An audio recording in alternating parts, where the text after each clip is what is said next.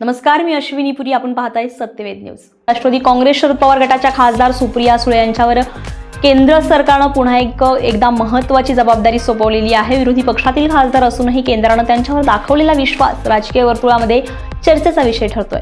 सुप्रिया सुळे यांची सिंगापूर सोबत होणाऱ्या संभाव्य व्यापारी कराराबाबत चर्चा करणाऱ्या संसदीय गटात निवड करण्यात आली आहे.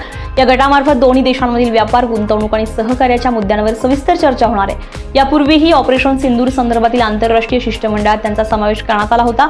त्यावेळी त्यांनी भारताचे प्रतिनिधित्व करत परदेश दौरे केलेले होते. संसदेमध्ये सक्रिय आणि अभ्यासू खासदार म्हणून ओळखल्या जाणाऱ्या सुप्रिया सुळे यांनी माहिती तंत्रज्ञान, गृहव्यवहार आणि परराष्ट्र व्यवहार यांसारख्या महत्त्वाच्या स्थायी समित्यांवर काम केलेलं आहे.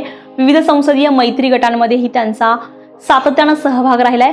विरोधी पक्षातील खासदाराला अशा महत्त्वाच्या आंतरराष्ट्रीय चर्चेसाठी संधी देणं हे केंद्र सरकारच्या धोरणात्मक दृष्टिकोनाचे संकेत मानले जातात.